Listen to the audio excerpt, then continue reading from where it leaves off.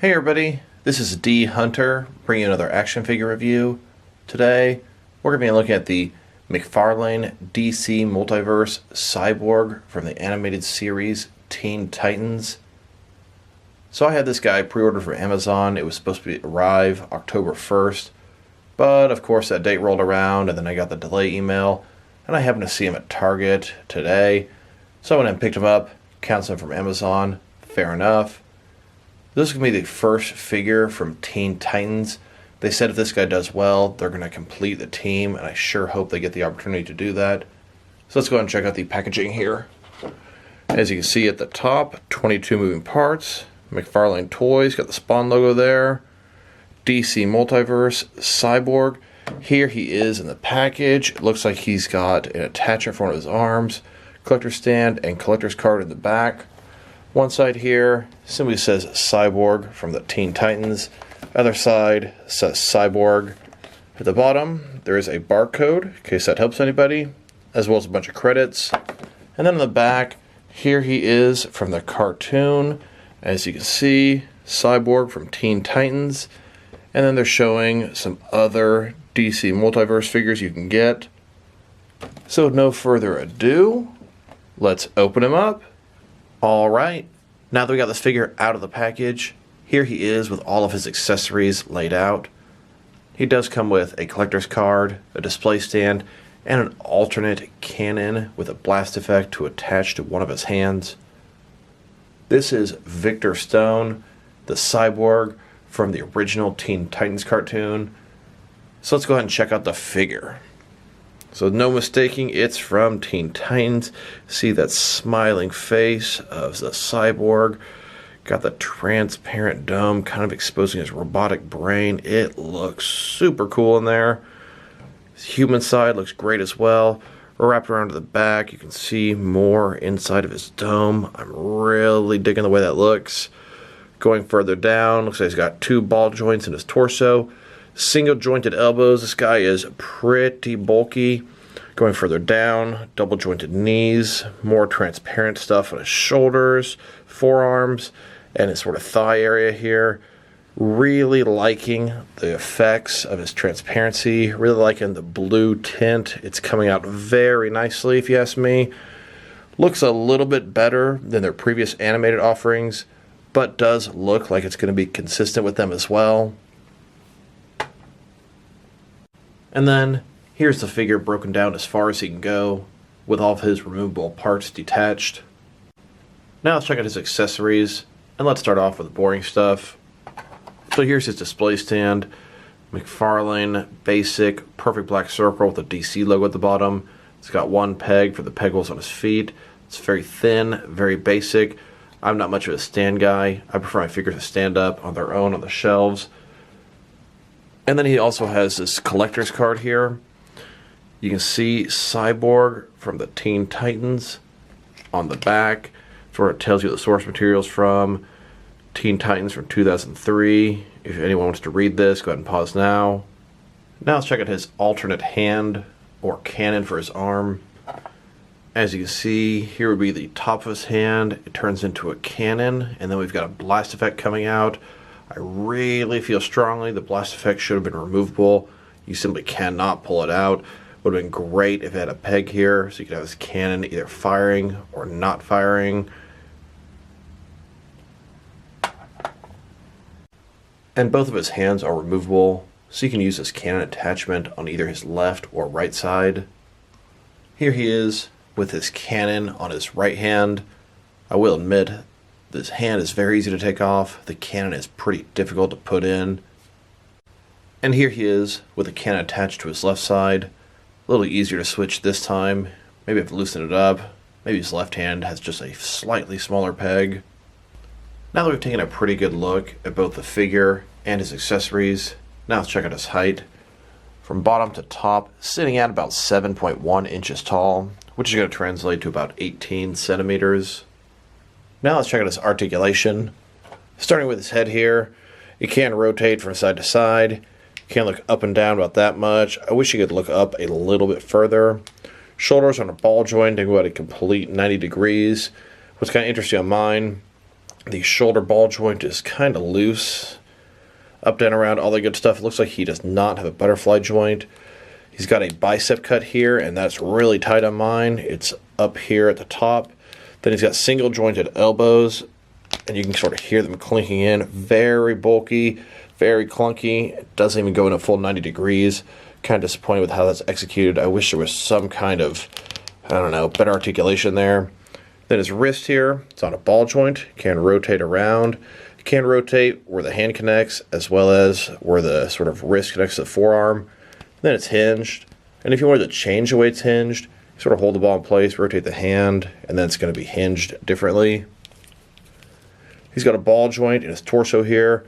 Can rotate around. Can also go in and out some. He's got another ball joint at the base. Can rotate a little bit less and go forward and back a lot more, giving him a pretty good range of motion in his torso here.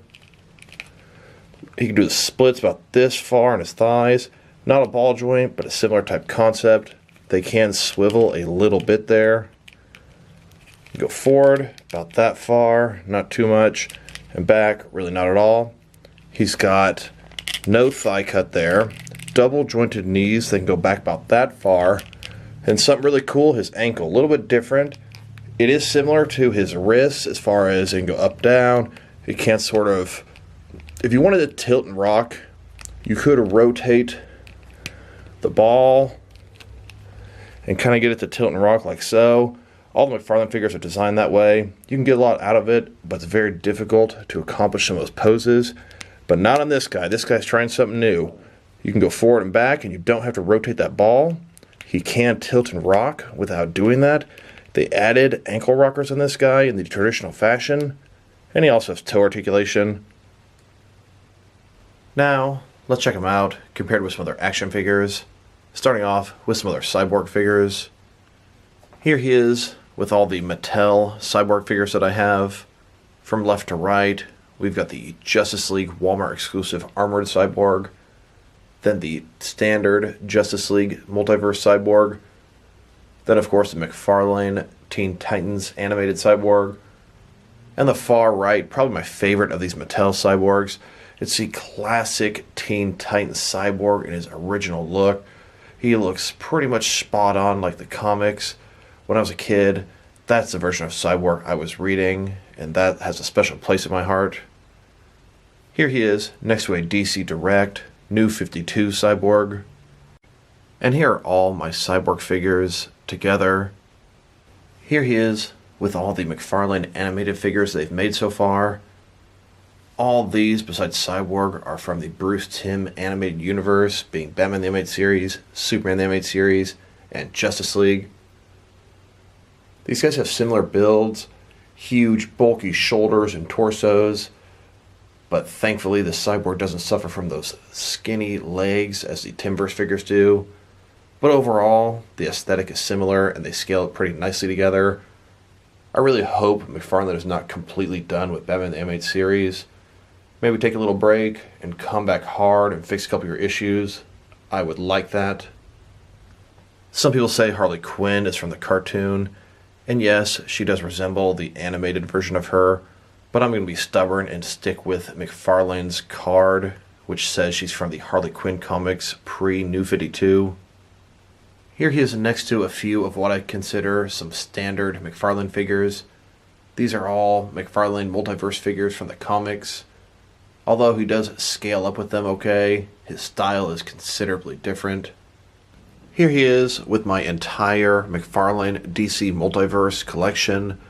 So far, there are 23 figures and one vehicle. I know I'm a little behind. I don't have the 4 Dark Knight Metal Walmart figures. I don't have Flash, Azrael and Batman armor, or the Joker yet, although they're on their way right now. And then there's the Merciless Wave, Last Night on Earth Wave, and so much more. Super excited for this line as it continues to impress me. And while we're on the subject of cyborgs, the term cyborg represents a mixture of human and robot parts. I believe the 2 characters on the left, V and Johnny Silverhand from Cyberpunk, are cyborgs as they seem to be augmented humans. Cyborg himself is also an augmented human. The T-800 there, Arnold Schwarzenegger from Terminator, is actually a robot with human flesh on the outside, and that also constitutes him as a cyborg. And then on the far right, we've got the DC Collectibles, Batman the Animated Series, Hard Act Batman. I believe him to be a cyborg as well. And now, let's check him out, compared with some other action figure lines, to see how he fits in both scale and style-wise, in case you want to know which lines you can mix him with. Here he is, with some of his McFarlane Toys brothers. In front of you are 5 different action figure lines, all from McFarlane Toys, all 7-inch scale. And here he is, next to some DST, or Diamond Select Toys. Then, here he is, next to some DC Direct and DC Collectibles figures. And here he is, next to some NECA figures. Then, next to some Mattel wrestling figures. And here he is, next to some Mezco 1/12 cloth soft goods action figures.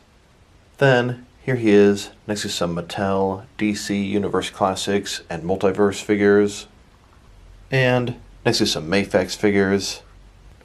Then, next to some Hasbro Marvel Legends. And here he is with some SH Figure Arts action figures. And finally, here he is next to some Jazzwares Fortnite figures. So overall, I think I'm going to have to give this guy a mediocre rating. Here's what I like about him. He looks great. He's visually very pleasing. I love the transparent effects. They came out very nicely. He looks like the source material. The coloring of him is pretty good. And he just looks nice. He looks nice just standing there. When you try to move him and play around with him, you get kind of disappointed. For mine, his shoulders are so loose. I actually had one of the shoulders even fall out. His elbows and bicep cuts are so tight, just bulky, and doesn't quite move the way I'd like him to. Don't get me wrong, I really hope we can finish the team. They would look fantastic on the shelf together. This guy could also use some more accessories. The one he came with really needed to have the blast effect removable. That would have made that thing even nicer. Just a couple things they could do to smooth out this figure would have raised him a couple notches. As he is, I'm going to give him a 6 out of 10, and I was kind of leaning toward maybe even a 5.5. I'd say he is an improvement over the previous animated figures, at least visually, but a step back on the articulation. Don't get me wrong, I love that McFarlane is trying some new ankle tilts. That's pretty cool. So this is D Hunter. Thank you guys for watching this video. If you like the video, press like below. If you have anything you want to say about the video, add to the comment section. If you want to see additional action figure reviews from me, press subscribe. I do appreciate you do that. Keep your eye out for the rest of the new Multiverse figure reviews. They're coming soon. Once again, this is D Hunter. Thank you guys for watching this video, and I will talk to you guys real soon.